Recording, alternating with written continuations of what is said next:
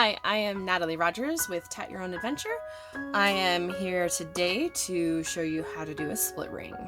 The shuttles I have are wound from a previous demo. I was showing beadwork in the last one. The last one was a split ring.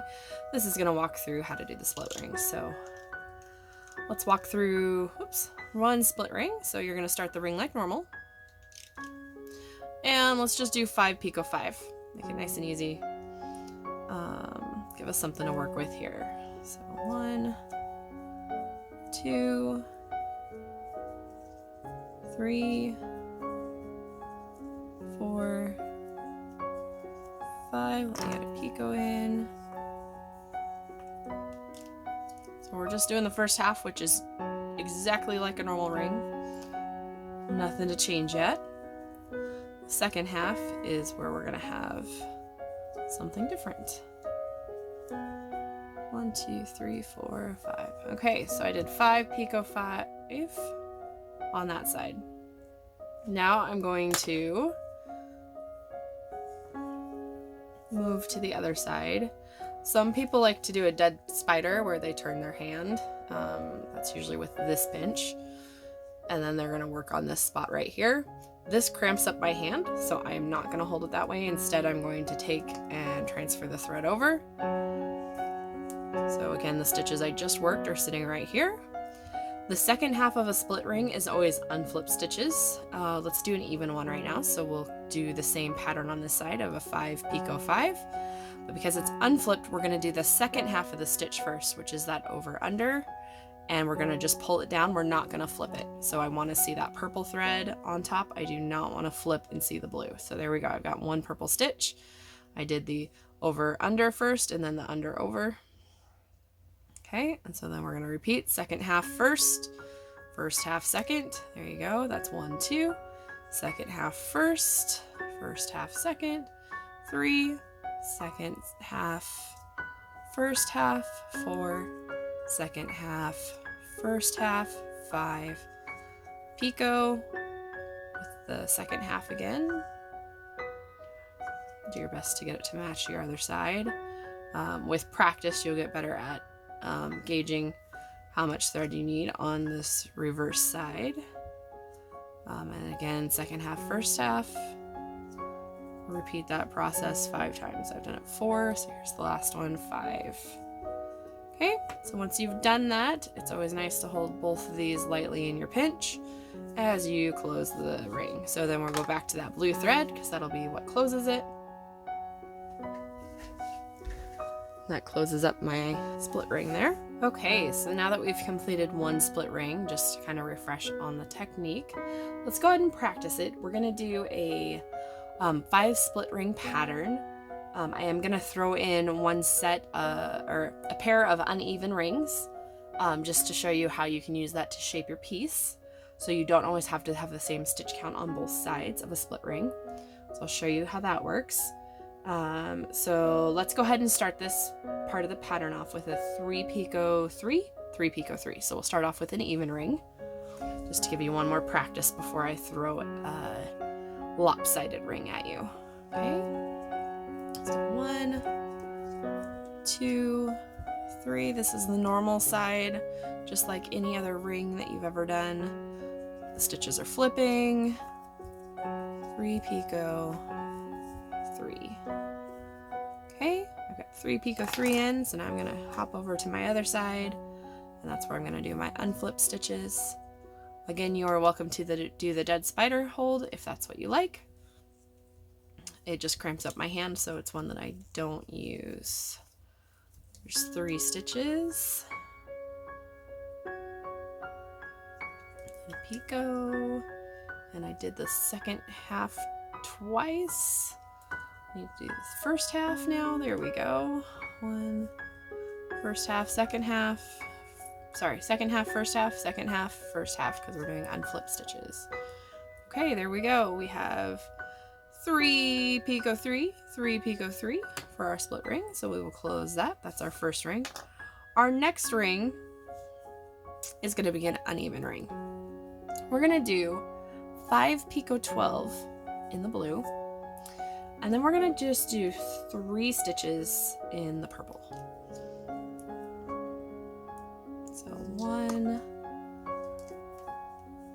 2, 3, and I drop my shuttle, 4, make my shuttle loop a little bit bigger here, 4, 5, now I'm ready for my picot, and then I'm going to do 12, 1, 2, 3, 4, 5, 6, 7, 8, a little bit more space,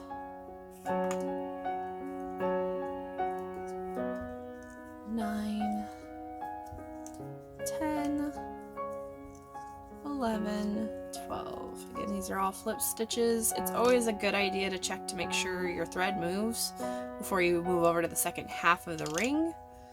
That way you don't tap the second half and then realize you have locked a stitch somewhere and have to go back and fix the first half. It's better to fix it now if it needs fixing. Okay, so we did 5 picot 12, and now we're going to do the split side, which is just going to be 3. 1, 2, 3, and then we're going to close our ring. You notice we have more stitches on this side than we do on that side. That means when we come out of our ring, we're going to be in a different spot than directly across from where we started. When they're even, we end up directly across from where we started. This allows you to turn your work and move on to the next part. So you can see we did our 3 picot 3, 3 picot 3 split ring, and then we just did our 5 picot 12, and then 3. And now we're coming out the side of the ring instead of the top of the ring where we normally would from a split ring.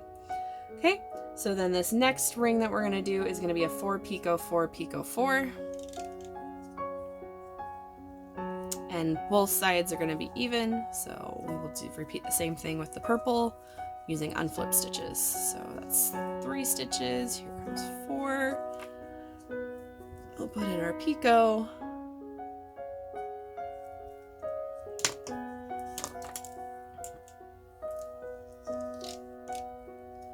One, 2, 3, 4, another picot,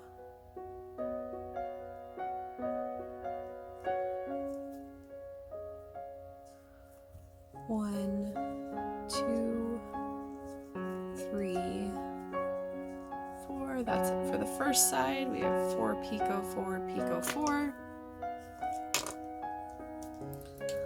Flip to the second half of our split ring, which is going to also be 4 picot 4 picot 4.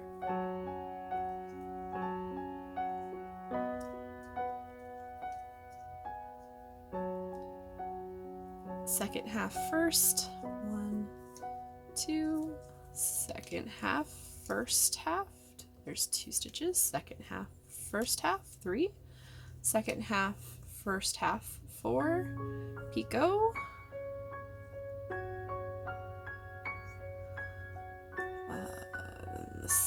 first half, there we go, second half, first half, that's number 2, second half, first half, number 3, second half, first half, number 4, picot, second half, first half, second half, first half, second half, first half, second half, first half, 4 picot 4 picot 4. Okay, we've got the same thing on both sides, so we are going to close our ring. There we go. Okay, so as you can see, we went from this direction, now we're crossing over, and this next one is going to be a 12 picot 5 and then 3 on the split side. So we're going to turn one more time, come out the side again.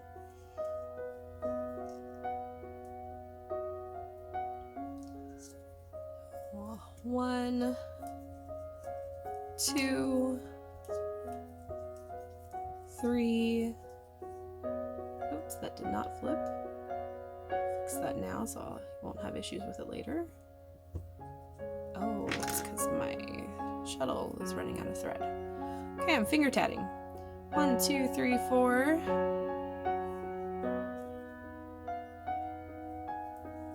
5.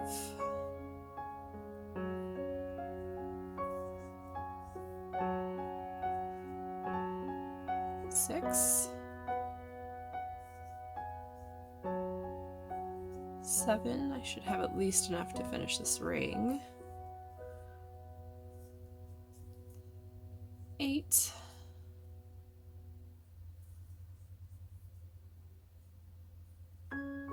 9. 10.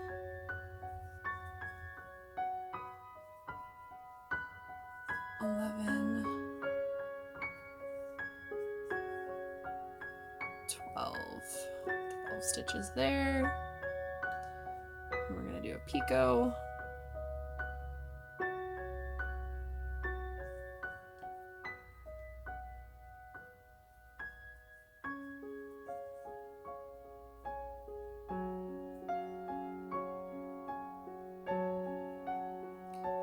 And then 5, 1, 2,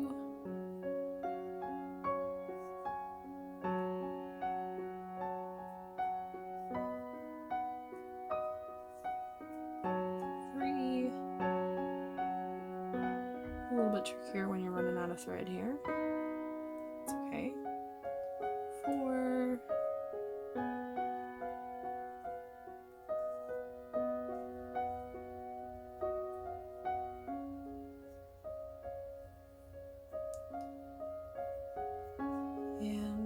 5. Okay, that was the first half. Make sure when I pull it, I don't accidentally pull it all the way.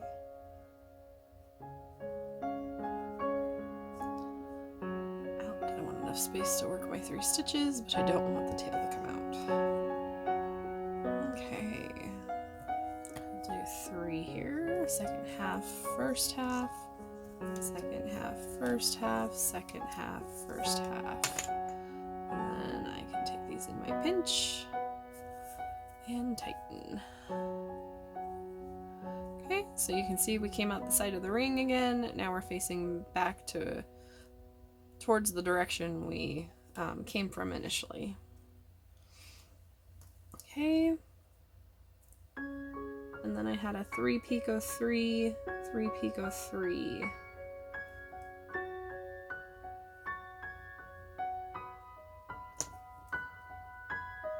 Definitely use this tail to tat 3 picot 3, but not to make the ring. So I'm going to flip it over and form my ring with the purple because I still have enough of that. And to make the rings match, I'm gonna use front side, back side tatting, which means that I'm gonna tat in reverse. I'm going to tat, so if you still have plenty of thread, you can just do it the normal way that we did and go ahead and finish with a 3 picot 3, 3 picot 3 on both sides. Okay. I am going to reverse it, so I'm going to do flipped stitches, but starting with the second half of the stitch, so that when I flip it back over, it'll look the same as the other rings that I've done. So I'm gonna do the second half. First half, it's 1, 2, 3,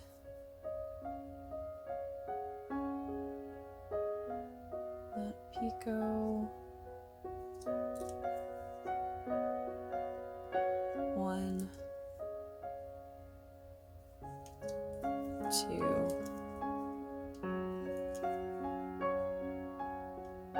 it's the wrong stitch.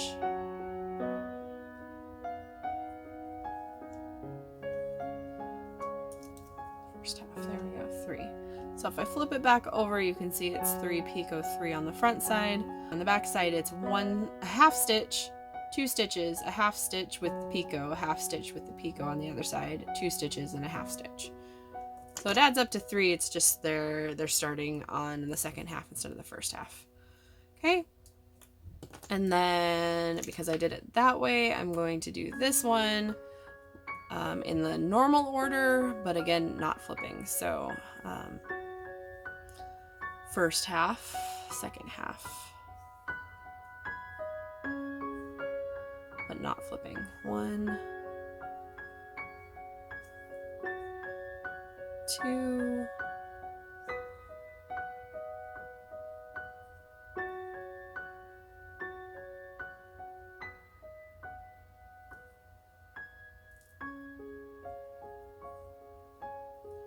3, do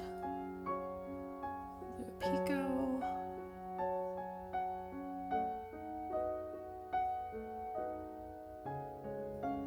try to make it match the other side.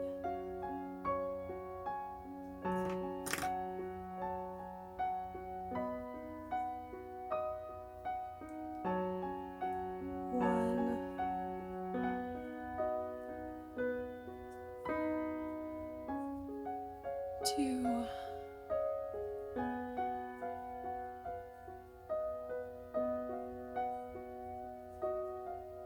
3. Okay, so again, if I flip it over, I can see that it's the normal 3 picot 3. On the back side, it's again that half stitch, 2 full stitches, a half stitch with the picot, ending in a half stitch, 2 stitches, and then a half stitch. I'm going to pinch those in my hand to close this split ring. And there we go. We've completed the 3 picot 3 on both sides, then the 5 picot 12, and then 3 on the split side, and then another duo of 4 picot 4 picot 4, identical on both sides, and then we did a 12 picot 5 with 3 on the other side, and then we did a 3 picot 3 on both sides to finish it out, and we get that lovely design there. So split rings are can be very handy. They can help you climb out of a round when you're tatting doilies. When you use uneven split rings, they can help you turn corners. They really have a lot of different uses. So, and you can add beads to them just like you do regular rings. If you're working with 2 shuttles of the same color, your split rings will still be the same color.